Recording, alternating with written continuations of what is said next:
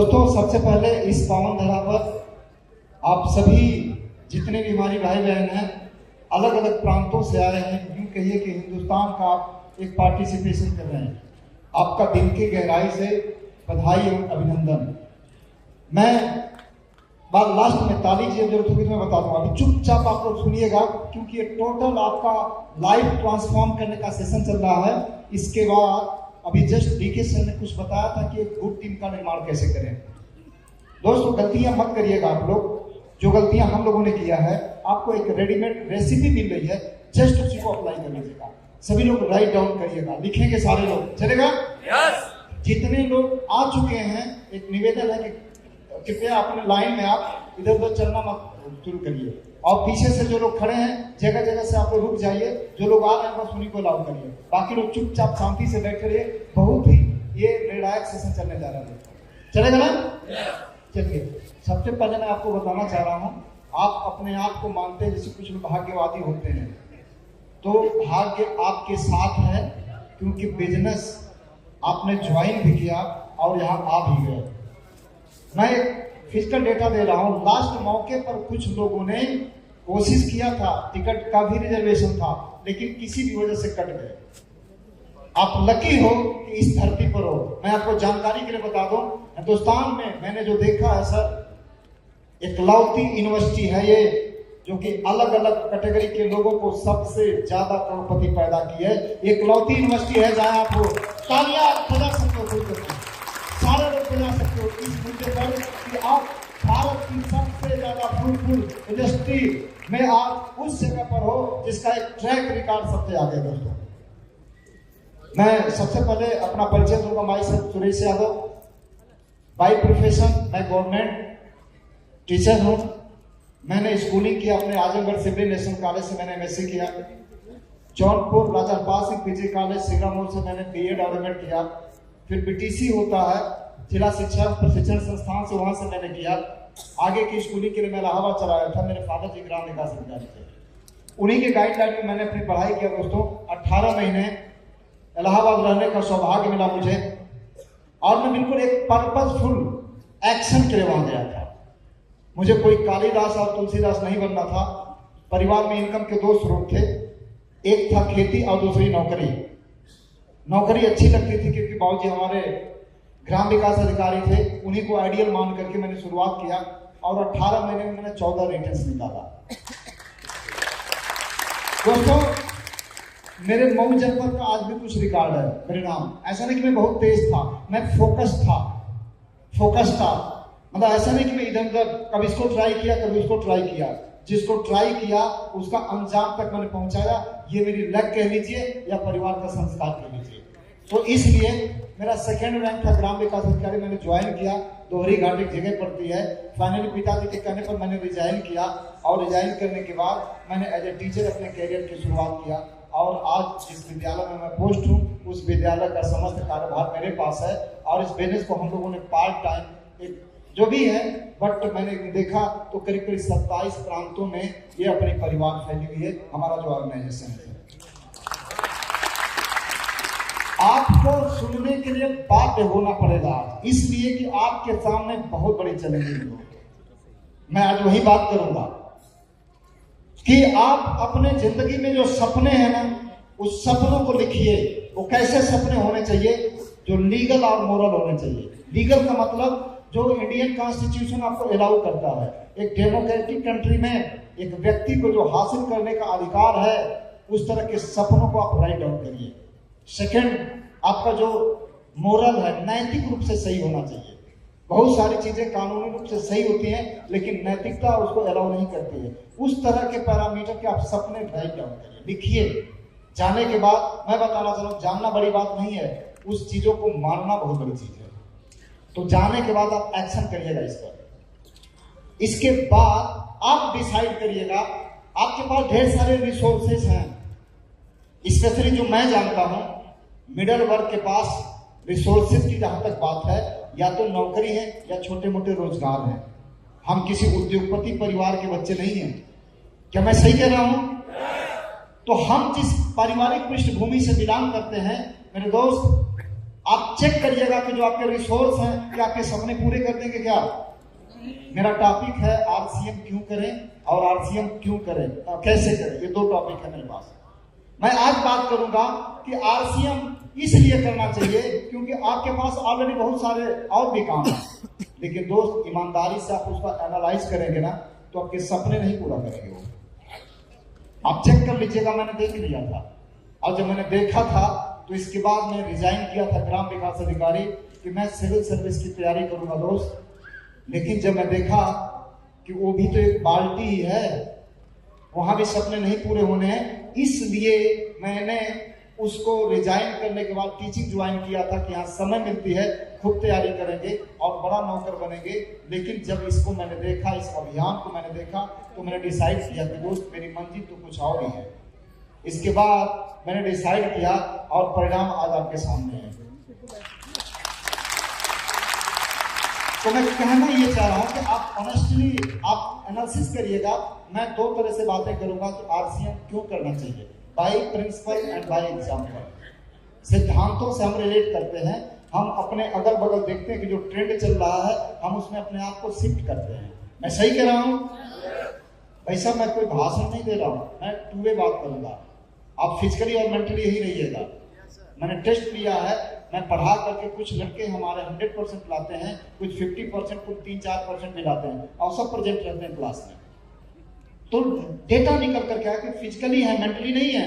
तो दोस्त आपको फिजिकली रहना पड़ेगा, नहीं तो आपका जो 2-3 दिन का समय है वो किसी काम का नहीं होगा। इसलिए फिजिकली और मेंटली दोनों रहिएगा प्लीज। तैयार है आप? तो मैं कहना यही चाह रहा हूं मेरे दोस्त कि इसकी जरूरत क्यों पड़ी। बाय प्रिंसिपल में बात करता हूं। एक शब्द आप लोग नोट करिएगा इसको, फ्रेंचाइजर, फ्रेंचाइजी एंड वर्कर। ये 3 शब्द है, 3 से मैं इसको भी बताऊंगा कि आप किस श्रेणी में आते हैं और सपने किसके पूरे होते हैं। अगर आपको लगेगा कि आप जिस श्रेणी में हैं वहां से सपने पूरे हुए हैं तो आपके भी हो जाएंगे, फिर इसकी जरूरत ही नहीं है। अब आप देखिएगा, एक एग्जांपल मैं ले रहा हूं, IOC, Indian oil corporation. Indian oil corporation ने, मैंने एक स्टडी किया था, एक डेटा स्टडी करा था उसका, फिर मैं चौंक गया। स्टडी किया था कि लेटेस्ट आप गूगल पर डालिएगा how many outlets of IOC, आ जाएगा 34,000, 34,445 इसके आउटलेट्स हैं इंडियन ऑयल कॉर्पोरेशन के, मतलब पेट्रोल पंप हैं इतने पूरे इंडिया में। बाय प्रिंसिपल में बात कर रहा हूं, सिद्धांतों को समझिएगा, फिर अप्लाई करेंगे तो आपका भी लागू हो जाएगा उसका कि आप कहां जा रहे हैं। जहाज में चाहे बूढ़ा बैठे चाहे जवान बैठे, वो अपनी स्पीड से सबको लेकर के जाएगा क्योंकि वो प्रिंसिपल है। तो अब आप समझिएगा इस पूरे प्रोजेक्ट में कि इंडियन ऑयल कॉर्पोरेशन ने 36,445 आउटलेट्स खोला, वो फ्रेंचाइजर है। मैंने शब्द बोला था फ्रेंचाइजर। सेकेंड, वो जो 36,445 लोग हैं वो फ्रेंचाइजी है। वो पेट्रोल पंप के मालिक जो हैं वो क्या है? फ्रेंचाइजी है। क्या है?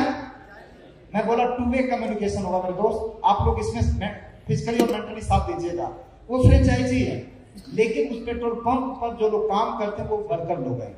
अब आप समझिएगा, मैं सिद्धांत की बात कर रहा हूं। एक वर्कर सपोज करिए 10 घंटे काम करता है और 10 वर्कर रखा है उसने, तो 10 लोगों ने मिल करके काम किया। तो एक छोटा सा जो ऑर्गेनाइजेशन, जैसे बार बार बताता आप नेटवर्क बिल्ड करो, अरे काहे को नेटवर्क मत बिल्ड करना, आप समझ जाओगे कि मुझे क्या बिल्ड करना चाहिए। अभी समझ में आ जाएगा आपको, अभी समझ में आ जाएगा। जिसका कोई ऑर्गेनाइजेशन नहीं है उस वर्कर का, उसके लिए घंटा कितना है? 10। एक दिन का अगर वो व्यक्ति 200 रुपये पाता है तो 30 दिन का कितना पाएगा? 6,000। अब 6,000 में कौन से सपने पूरा करेगा आप अंदाजा लगा लीजिएगा। सेकेंड, अब फ्रेंचाइजी पर आ जाइए। फ्रेंचाइजी को जो फ्रेंचाइजर देता है फ्रेंचाइज, उसको परचेज करने वाला फ्रेंचाइजी होता है। मैं एक एग्जांपल लिया आईसी का, बट जो भी मल्टा मैंने है भाई साहब वो सब के सब फ्रेंचाइजर है। वो अलग की बात है कि उनकी एकेडमिक क्वालिफिकेशन कुछ भी हो, बट फाइनेंशियल क्वालिफिकेशन टॉप पर उन्हीं की होती है जो फ्रेंचाइजर है। याद रखिएगा, एक फ्रेंचाइजी जो पेट्रोल पंप है उसने 10 लोगों को ऑर्गेनाइज करके अपने यहाँ काम दिया, तो उसके लिए 10 × 10 करिए तो काम कितना हो जाएगा? 100 घंटे। अब चलिए तीसरे लेवल पर आ जाते हैं। अगर 34,000 ही आउटलेट्स मानिए petrol pump Indian oil corporation के, और 100 घंटे से काम करिएगा तो कई घंटा काम होता है? 34 लाख घंटे काम होता है। बात समझ में आ रही है? चलिए, एक फार्मूला होता है, मेरे को जब समझ में आया था I बराबर RT, इनकम बराबर 8 into टाइम। इस दिन मैंने फार्मूला को देखा भाई साहब, उसी दिन मुझे समझ में आ गया कि अगर तेरे को इस मृत्यु लोक में पैसा कमाना है तो टाइम को मल्टीप्लाई करना पड़ेगा। लेबर के पास, वर्कर के पास कोई तरीका ही नहीं है कि 24 आवर को तोड़ पाए, और हमारे पास पैसा भी नहीं है कि हम कोई ऑर्गेनाइजेशन खड़ा कर पाए। बात समझ में आ रही है? अब आप समझिएगा, पेट्रोल पंप के लेबर की इनकम 6000, पेट्रोल पंप के मालिक की इनकम लगभग 6 लाख, और इंडियन ऑयल कॉर्पोरेशन की इनकम 200 करोड़ पर डे की। बात समझ में आ रही है? अलग की बात है कि वो एकेडमिक क्वालिफिकेशन जिसमें मेरे को भी नाज था, तो मैं बहुत सारा पढ़ा लिखा हूँ, शुरू में मेरे को भी ईगो था, लेकिन जब फाइनेंशियल नॉलेज समझ में आई तो उसी दिन मेरी नशा उतर गई। मैं समझ में आ गया कि मुझे क्या करना चाहिए। आप किसी साधारण क्लास में नहीं बैठे हो माय डियर फ्रेंड्स। नौकरियों के लिए बहुत सारे लोग लाइन में लगे हुए हैं, हम लाइन में लगे हैं कि इस नौकरी को मैं कब छोड़ूं। मैं आपको बता दे रहा हूं कि मेरी तैयारी चल रही कि इसको हम लोग कब छोड़ें।